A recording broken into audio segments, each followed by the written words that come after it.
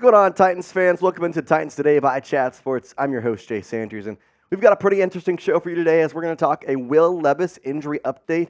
If you missed it, he got injured in the game on Sunday, so we're going to talk all the updates there. And then Mike Vrabel today had a press conference where, let's just say, he was vocal about his frustrations in 2023, and I think everything finally came to a point with Vrabel. We'll tell you what he said and how I kind of liked the way he was fired up about all that. All coming up here right here on Titans Today. But yeah, let's start with Will Levis here. As again, if in case you missed it, Will Levis injured his foot on Sunday, and he was required, as you can see, to ride the cart back to the locker room where they had x-rays, they had all that stuff. Everything came back negative to my knowledge. But it was unfortunate because he got sacked and fumbled the ball on a scoop and score. Once again, left tackle has allowed 24 sacks in the season. Just for reference, the left tackle position for the Titans, 24 sacks.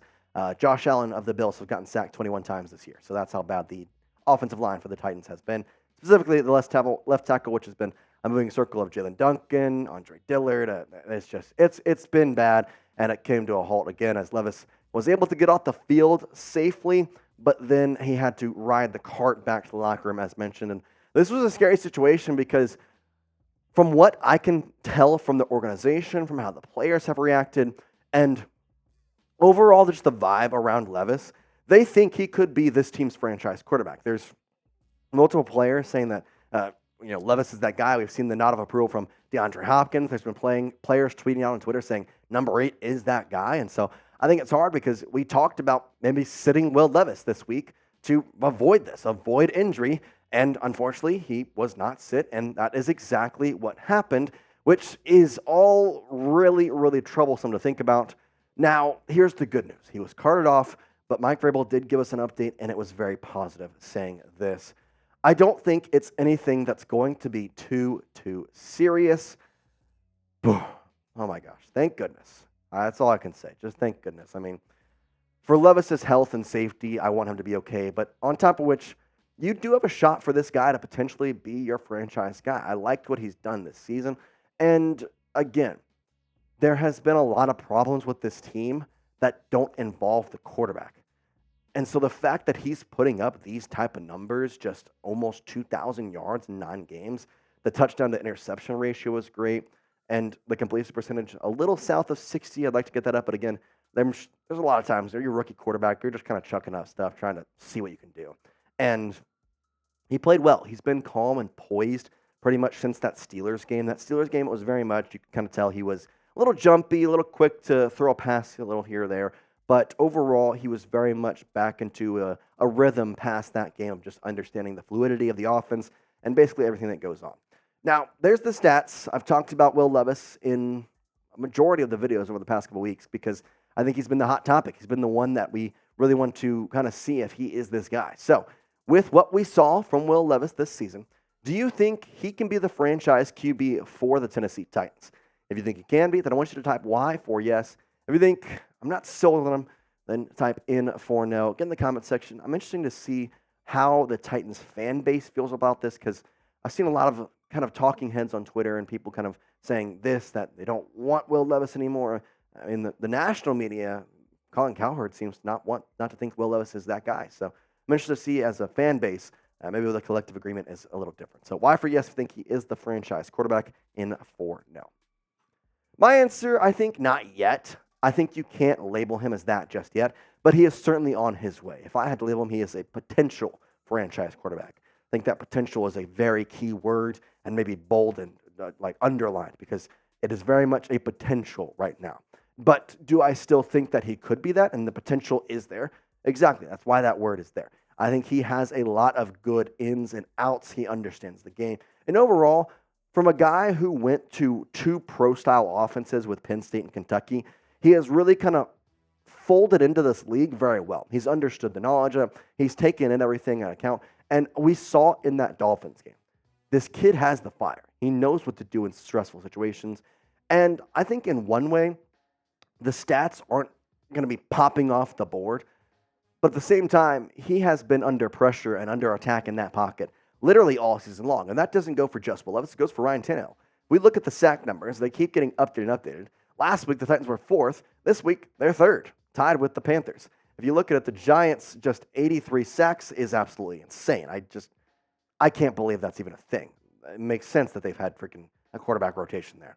The Jets at 63, rest in peace, Aaron Rodgers in his season. Obviously, it lasted freaking 4 plays, but then past that, the Titans and the Panthers, 62 sacks each allowed.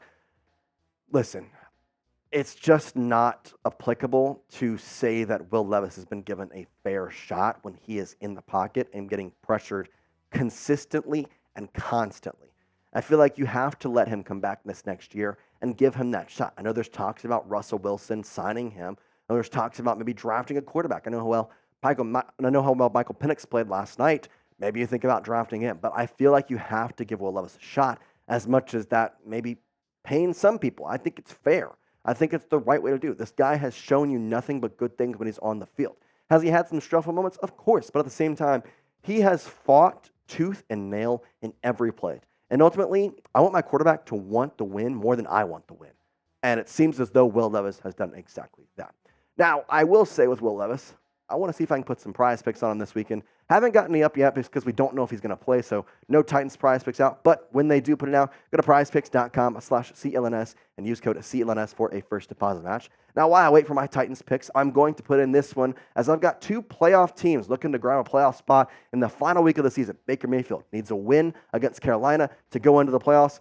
Obviously, he can get it other ways, but he would like to just win it and do it himself. So I'm going to go the more on passing yards. Carolina's secondary has been okay, not great, had some stressful times, and overall, they've been, as a team, less than great. And Baker tends to do this thing where he rises to the occasion. Guess what? From now on out, or here on out, rather, pretty much every game is a playoff game. So I'm going to go more there. Jonathan Taylor, also a team in a playoff situation when you're potentially in. So I'm going to go the more on rushing yards too, big name players for teams that are vying for that playoff spot. Now, if you don't know what Prize Picks is, if you're confused, well, Prize Picks is the largest daily fantasy sports platform and in North America.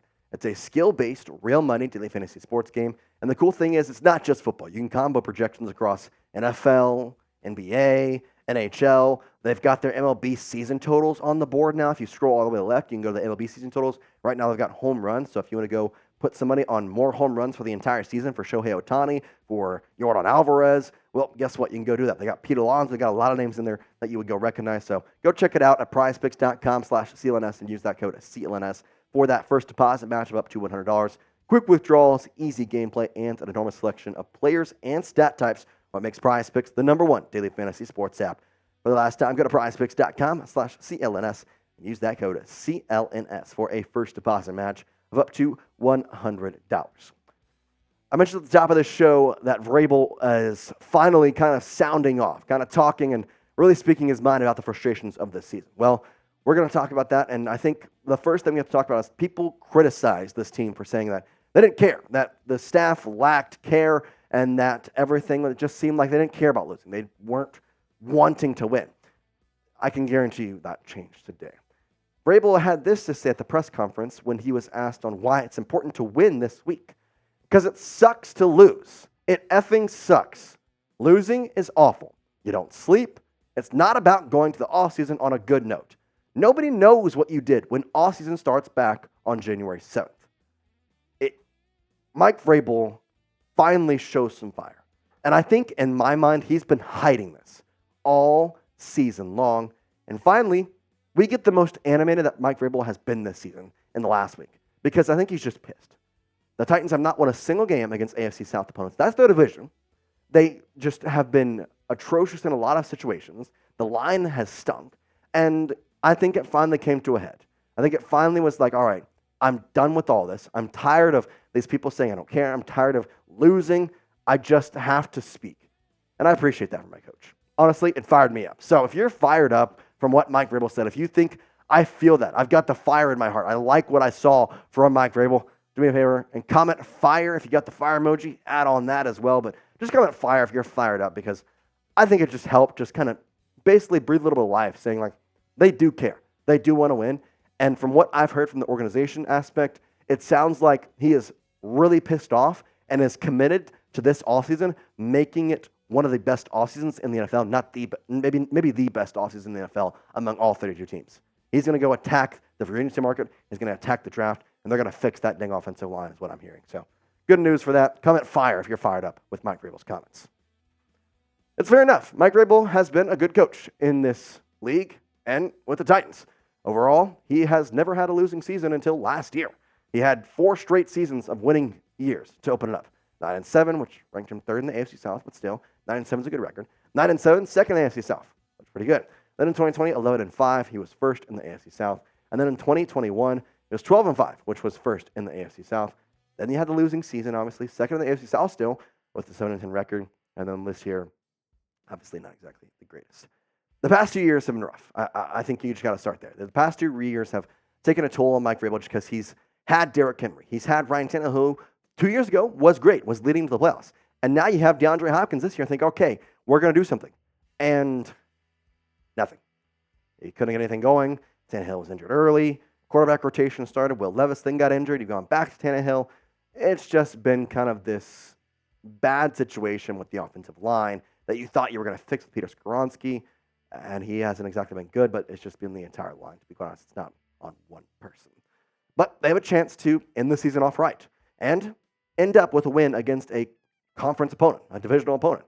And that is, guess what? The Jaguars. Go in there, win against the AFC South, get your 1 win, and head out. You honestly could also knock the Jaguars off of a good playoff spot. So there you go. It's a kind of a win-win situation. And if you win, the worst you can go in the draft stock is 8th.